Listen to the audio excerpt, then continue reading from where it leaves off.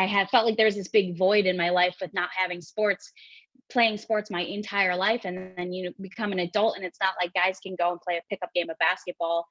Chicks can't really do that. So when I found disc golf, it was awesome. I can play competitively with my boyfriend and still be competitive, and you're outside, and it's just, what it is. You fall in love with disc golf and there's no going back.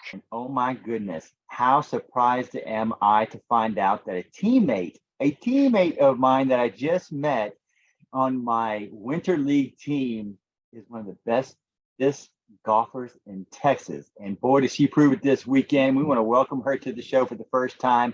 Jill Norwick. How you doing, Jill? Welcome to the show, and thank you for joining us. Thank you. I'm good. Yeah, I'm excited to be here. Thanks for having me.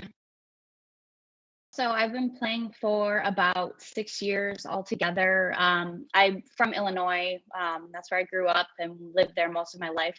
And my boyfriend and I just started playing for fun. We had some awesome courses by our house. We used to go out with just literally one disc.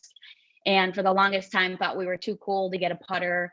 And then we just became obsessed, like everyone, it seems like, gets, once you get that itch with disc golf, and just started playing more and more. And like 4 years ago, we decided we wanted to move to Arizona. My dad lives there and the weather's amazing, and we wanted to be able to play disc golf year round.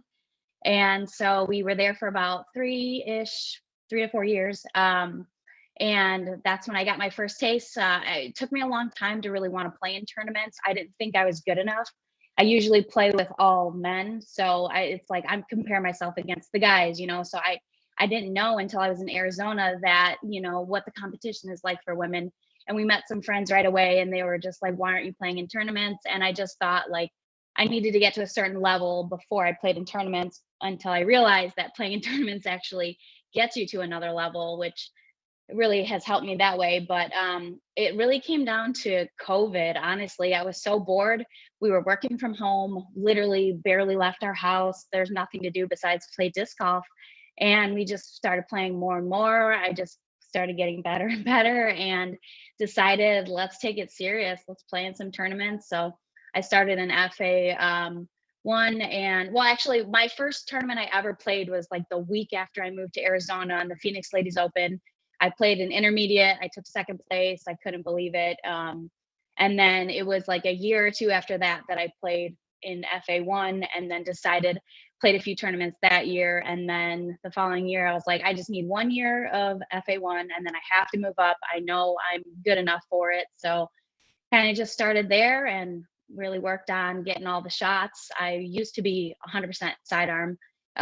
Would not throw a backhand off the tee. It scared me. I didn't know how to do it. It took me forever to learn it, but just worked on that. And now that I feel like I kind of have all the shots, it was just like, let's go to FPO. Let's see what I can do. And it's just been great. I mean, when we moved to Texas, I feel like I've gotten so much better in just these last 6 months, because it's a whole different game. I mean, I love wooded golf. That's my favorite. It's what I've really realized since we've gotten here, but it's really helped me, hit lines better. Arizona is like, you just throw it far. There's not a lot of trees to hit. You need the distance, but here it's a lot more strategic, and it's really helped me improve my game so far. But yeah, that's kind of where I'm at. I mean, this is my second year playing in FPO. Last year was my first full year. Didn't really get to play in as many tournaments as I wanted to, just because we decided randomly, like literally within a month, let's move to Texas, sell our house, and do that crazy trip. So it was very last minute. So I dropped out of a few bigger tournaments. But this year, I'm signed up for Texas States, which is awesome because it's literally the second closest course to where we live. I'll be going to Waco and Austin, and then kind of seeing, where the rest of my season lies from there. But I'm hoping to play in some more bigger events and keep seeing what I can do. We like to play a little game called a little true or false with you. Game is relative. Like I said, some of it could be true, half true, partly true. You kind of fill in the blanks there. My Snap research team delved in and tried to find as much information about you as possible, which sometimes is very difficult. However, one thing I think I did find, and we'll have to see if I'm right about this, but true or false, you played softball for Trinity International University.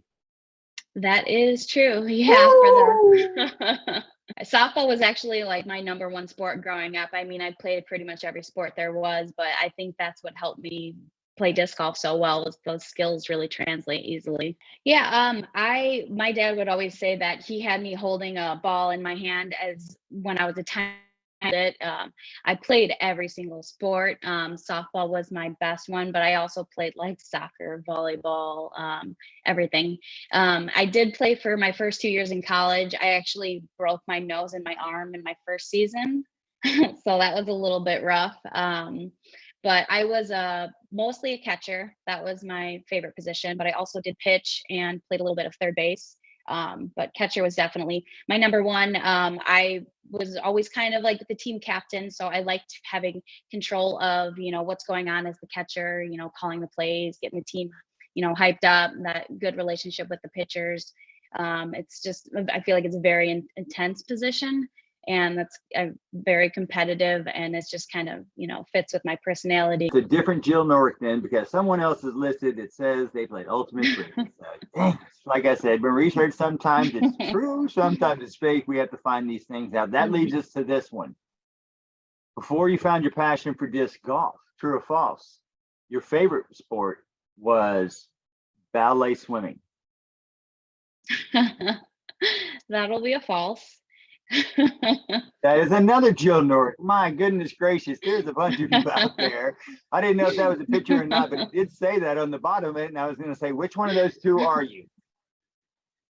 That would be pretty impressive, but no, wouldn't even know where to begin with ballet swimming. Okay, like I said, sometimes we kid just because we care, but I wanted to get to allow the folks to get to know you just a little bit on the light side as well. Okay, now another thing we like to do is kind of explain this picture, and I kind of want you to kind of tell me about what's going on in your mind at that moment, and kind of the event that you were in taking place. So this was my literally first FPO tournament. I played one other one prior, and I was the only one in the division, so it didn't really count. And the Phoenix Lady Open was awesome because it was the very first tournament I ever played in FA2. Later, I'm playing it in FPO. And that was when my game was just feeling really, really good. I knew there was some big names coming to it.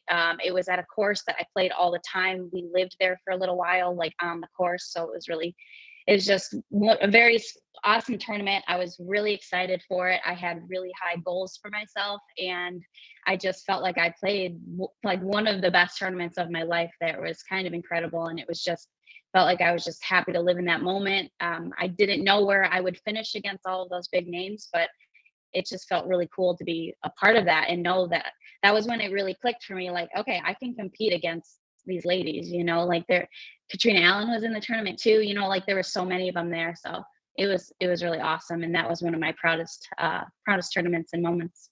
Now talk a little bit, was that the first time you were ever on film? Was that the first time you had a film crew chasing you around? Yeah, that was my very first time. And I mean, he's a very unassuming person, so it's not like he adds a whole bunch of pressure, but there's still, you want to do well, and you want to perform well for the camera. It's my first time being able to show people what I can really do. And I was just in the zone. I felt really positive the whole time. I really didn't make a lot of mistakes. So I was just living in the moment there and just enjoying being part of it. Now, going from an event that you played to a pressure shot. So I want to know, I'm sure hoping this is you, and it says that you below it, but tell me what's going through your mind when you're standing right here about to throw that. That is one of the most intimidating holes to stand on because you can't really tell when you see it on camera, but it's always windy up there, and it's never just a nice tailwind or whatever. It's always some swirling wind that you can't quite figure out. And then when you're standing on the edge, it looks so intimidating. There's trees on the right that always make you want to clip it. I've probably lost 20 discs in that water that you don't get your disc back either. You can't throw one in there and be like, oh, it's cool, it'll come back to me. You'll never get it back. So it's like, do I want to throw my favorite disc and land the shot? Or do I want to maybe throw something that if it goes, that's an intimidating hole. I used to always throw sidearm on it, and I used to make it over there, but my arm's been a little bit hurt. So I kind of opted for background or backhands on it, but that's an intimidating one. But it feels good when you can land it because it's, yeah. We're going to move on to the final thing today, which is really the reason why I brought you on. Chrissy Fountain was one of my podcast members for a full year and just one of my favorite people. I love Chrissy Fountain to death. And she has started the Wildflower Tour up there, and she had her first event, the Prickly Pear Open. And we had her on, I want to say, about 2 weeks ago before the event. And there was only 84 players at that time. And then, my goodness gracious, 106 showed up. And I want to show you, and you probably haven't seen this because you didn't see last week's show, but here is the finishing of the Prickly Pear this past weekend, in which my teammate right there, Miss Norwich, right there on top of, not only that though, a field of amazing players. If you see all these animals to the left of the names, those are all the ladies who have been on the show. Okay. Not only that, though, I've had the pleasure to not only see them play, I also know the talent level in which they possess. The field in which you beat this past weekend is one of the best that you will see in the state of Texas. The Castrita sisters are one of the most talented group of young ladies coming up. All three of them are amazing, and their parents are good as well. To beat them, and then to take a Hall of Famer in the GOAT with Dez. And of course, you beat Miss Vincent, who also helps out with that Prickly Pear Tour as well. What a field you beat. Can you kind of talk about your experience this weekend and how you felt by playing in the Wildflower Tour and one of my favorite people, Chrissy Fountain? Yeah, as soon as I heard about this, I played with Stephanie at Piney Woods a couple months back, and she mentioned this tour to me. So I've had it on my radar. I knew there was going to be some events coming up. And I got really excited because I love the fact that it's women's only, run by women, for women. I think that's amazing.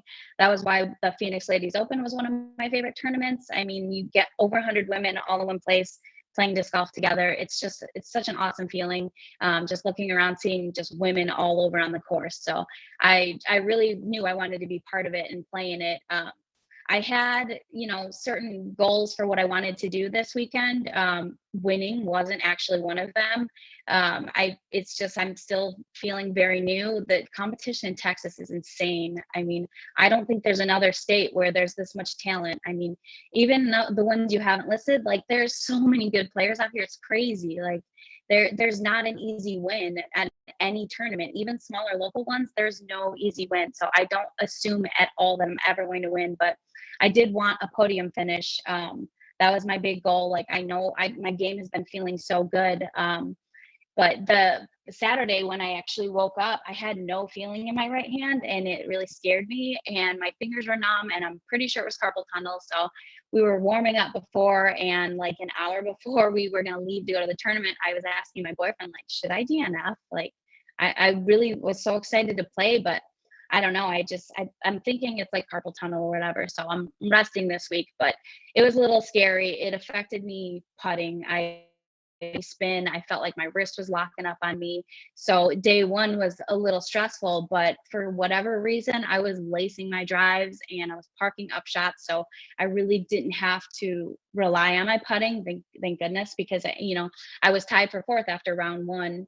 So I was still in the mix, and I still knew, push through, fight through this tournament. Like I know you can do it. So there was that in there. And the second day, it was just, I got the competitor in me was just like, you can do it, like, let's go. So I just, throughout the whole time, I don't think it was till like closer to the end when I checked the scores that I thought maybe I had a chance. I was still just hoping for the podium the whole time. And then it was a crazy, I mean, like you said, the competition, like Aria, she's so good, and I'm like almost 20 years older than her, and she's just so good. It's just really cool. I mean, I played with like some other like new ladies that I've never met that are in the area, and it's really fun watching, other players on the cards. I just had a really great weekend. The ladies did an amazing job putting the event on. Can't wait to play in their other tournaments. I know there's 2 more coming close to Houston. So yeah, it was such a good time. I'm really glad they're doing this. I think it's great. It's awesome for the sport, and it's awesome for women.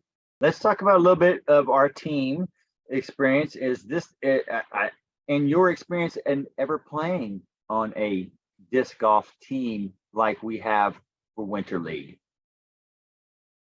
Yeah, this is my first time actually playing on a team like this. I think it's a really fun format. I really like that we get to do this. I mean, we're still new to Texas. We've been here for 6 months. So Nikki asked me if I was interested, and we're just like, yeah, let's meet some more people. Let's play some more disc golf. I mean, I'm just trying to get my schedule loaded with more, competition. So it's just kind of good practice for me, learning the courses, and then it's also just fun, everyone having a good time. And it's a cool format too. I really like that the first round, at each hole you start fresh, it's kind of a cool clean slate that way. But it's been fun. I really enjoy it.